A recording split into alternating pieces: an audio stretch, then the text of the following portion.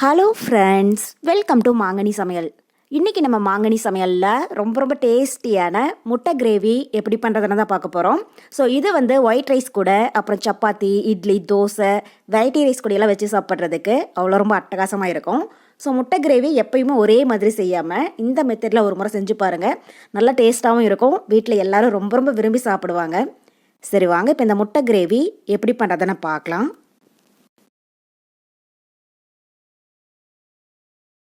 முட்டை கிரேவி பண்ணுறதுக்கு ஃபஸ்ட்டு நம்ம தேவையான மசாலா பொருளையெல்லாம் அரைச்சி எடுத்துக்கலாம். அதுக்கு நான் ஒரு 10 பல் பூண்டு உரித்து வச்சுருக்கேன். கூடவே ஒரு 2 இன்ச் அளவுக்கு இஞ்சி, அப்புறம் 2 பச்சை மிளகாய், ஒரு 10 போல் முந்திரி பருப்பு நீங்கள் விருப்பப்பட்டால் சேர்த்துக்கோங்க. இல்லைன்னா அதுக்கு பதில் 2 டீஸ்பூன் அளவுக்கு கசகசா ஆட் பண்ணிக்கோங்க. கூடவே ஒரு 2 பெரிய வெங்காயம் மீடியம் சைஸில் கட் பண்ணி வச்சுருக்கேன். அப்புறம் 2 தக்காளி. இப்போ இது எல்லாத்தையுமே நம்ம மிக்ஸி ஜாருக்கு மாற்றிடலாம். ஸோ தக்காளி நான் மீடியம் சைஸில் நல்லா பழமாக 2 அளவுக்கு எடுத்துருக்கேன். சின்னதாக இருந்துச்சுன்னா நீங்கள் 3 அளவுக்கு யூஸ் பண்ணிக்கோங்க. இப்போ இதை மிக்ஸி ஜாருக்கு மாற்றிட்டு கூடவே கொஞ்சமாக மல்லி இலை, அப்புறம் கொஞ்சமாக தண்ணி விட்டு இது நல்லா நைஸாக அரைச்சி எடுத்துக்கோங்க. ஸோ எந்த அளவுக்கு நல்லா ஃபைன் பேஸ்ட்டாக அரைக்க முடியுமோ அதுக்கு தகுந்த மாதிரி அரைச்சி எடுத்துக்கோங்க. இப்போ இதை அரைச்சிட்டு வந்துடலாம். பாருங்கள், இப்போ முட்டை கிரேவிக்கு மசாலா விழுது ரெடி ஆகிடுச்சு. இந்த அளவுக்கு நல்லா நைஸாக இருக்கிற மாதிரி அரைச்சி எடுத்துக்கோங்க. இப்போ இது அப்படியே ஒரு ஓரமாக இருக்கட்டும். அடுத்தது நம்ம முட்டை கிரேவி ரெடி பண்ண ஆரம்பிச்சிடலாம். அதுக்கு ஒரு பேனில் 2 டேபிள் ஸ்பூன் அளவுக்கு எண்ணெய் சேர்த்து சூடுபடுத்திக்கோங்க. இப்போ எண்ணெய் நல்லா சூடானதும் ஸ்டவ் சிம்மில் வச்சுட்டு இதில் ஒரு 1/4 டீஸ்பூன் மஞ்சள் தூள், கூடவே 1/4 டீஸ்பூன் மிளகாய் தூள், அப்புறம் கொஞ்சமாக உப்பு சேர்த்துடலாம். இது முட்டை வறுக்கிறதுக்காக தான், அதனால் அதிகமாக சேர்க்க வேண்டாம், கொஞ்சமாக சேர்த்திங்கன்னா போதும். இப்போ இது கூட நான் ஒரு 6 முட்டையை வேக வச்சு தோல் உரித்து வச்சுருக்கேன். இப்போ இந்த முட்டையை ஒரு ஸ்போர்க் வச்சு லைட்டாக அங்கங்கே இது மாதிரி கீறி விட்டுட்டு உள்ளே சேர்த்துடலாம். பாருங்கள், இது மாதிரி. அப்போ தான் முட்டைக்குள்ளே உப்பு காரமெல்லாம் இறங்கி சாப்பிட்ற போது நல்லா டேஸ்ட்டாக இருக்கும்.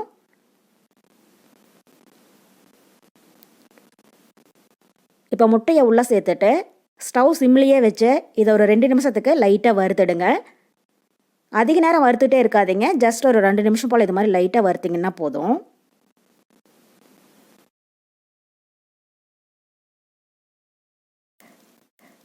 இப்போ பாருங்கள், முட்டை மசாலாவோட சேர்ந்து நல்லா வறுபட்டு மேலே லைட்டாக கலர் சேஞ்ச் ஆக ஆரம்பிச்சிடுச்சு. பாருங்கள், இந்த அளவுக்கு வறுபட்டுச்சுன்னா போதும். இப்போ இதை அப்படியே ஒரு ஓரமாக எடுத்து வச்சிடலாம்.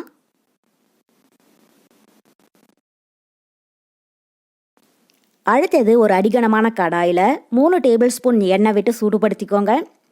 இப்போ எண்ணெய் நல்லா சூடானதும் இதில் 1 இன்ச் அளவுக்கு பட்டை, 5 லவங்கம், 1/4 டீஸ்பூன் சோம்பு சேர்த்துக்கோங்க.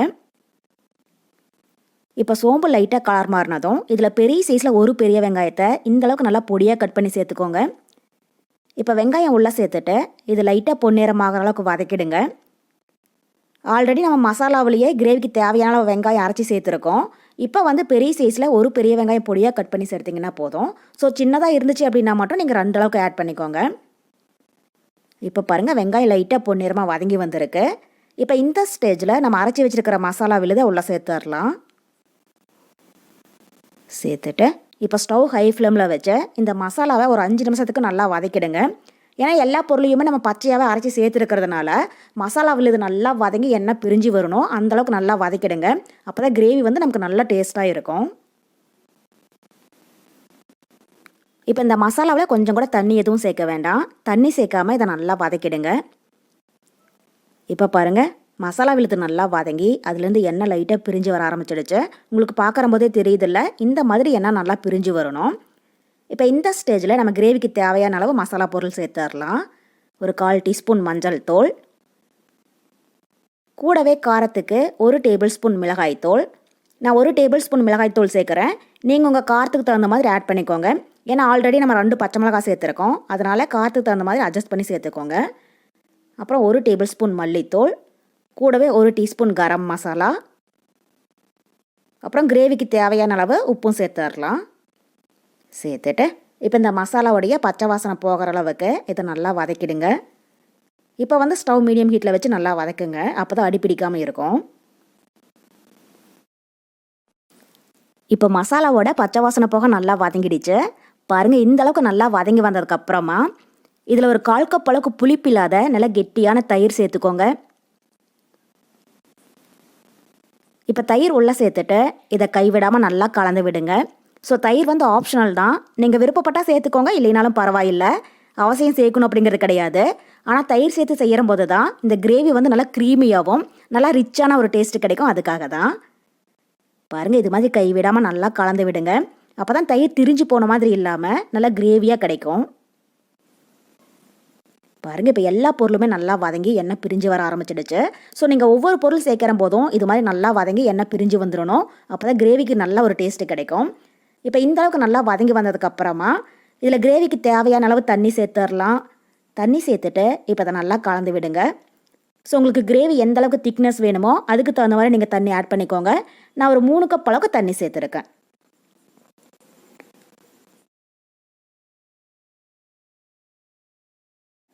அவ்வளோதான். இப்போ இதை நல்லா கலந்து விட்டுட்டு கடாயோடைய மூடி போட்டு மூடி வச்சிடுங்க. இது மீடியம் ஹீட்டில் 10 நிமிஷத்துக்கு நல்லா வேகட்டும். அப்பப்போ இடையில ஓப்பன் பண்ணி கிளறி விடுங்க. 10 நிமிஷத்துக்கு அப்புறமா எப்படி இருக்குன்னு பார்க்கலாம். ஸ்டவ் வந்து மீடியம் ஹீட்லேயே இருக்கட்டும். பாருங்கள், இப்போ ஒரு 10 நிமிஷம் போல் ஆகியிருக்கு. மூடி ஓப்பன் பண்ணி பார்க்கலாம். இப்போ கிரேவி நல்லா திக்காகி மசாலாவுடைய பச்சை வாசனை போயிடுச்சு. எண்ணெயும் நல்லா பிரிஞ்சு வர ஆரம்பிச்சிடுச்சு. பாருங்கள், கிரேவி வந்து இந்தளவுக்கு நல்லா திக்காக இருக்கணும். அவ்வளோதான். இப்போ இதில் கடைசியாக நம்ம வறுத்து வச்சுருக்கிற முட்டையை உள்ளே சேர்த்துடலாம்.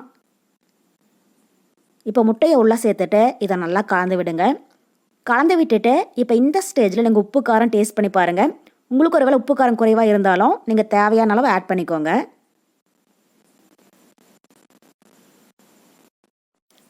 இப்போ இதை நல்லா கலந்து விட்டுட்டு மீடியம் ஹீட்டில் ஒரு 3 நிமிஷத்துக்கு நல்லா வேக விடுங்க.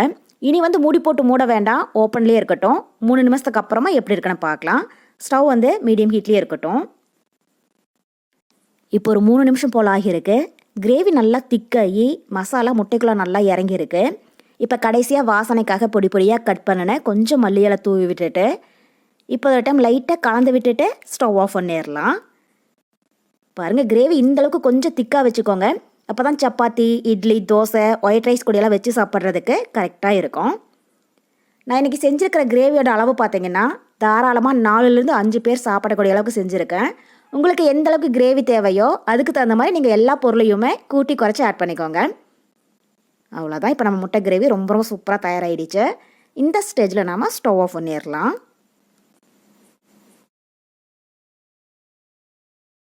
அவ்வளோதான். இப்போ நம்ம முட்டை கிரேவி ரொம்ப ரொம்ப சூப்பராக தயாராகிடுச்சு. ஸோ கண்டிப்பாக நீங்களும் இதே மெத்தடில் வீட்டில் செஞ்சு பாருங்கள். எல்லோரும் என்ஜாய் பண்ணி சாப்பிடுவாங்க. செஞ்சு பார்த்துட்டு எப்படி இருக்குன்னு மறக்காமல் கமெண்ட் பாக்ஸில் சொல்லுங்கள். என்னுடைய இந்த ரெசிபி வீடியோ உங்களுக்கு பிடிச்சிருந்தா லைக் பண்ணுங்கள். உங்கள் ஃப்ரெண்ட்ஸ் அண்ட் ரிலேட்டிவ்ஸ் கூட நிறைய ஷேர் பண்ணுங்கள். மறக்காமல் மாங்கனி சமையலுக்கு சப்ஸ்கிரைப் பண்ணுங்கள். நன்றி.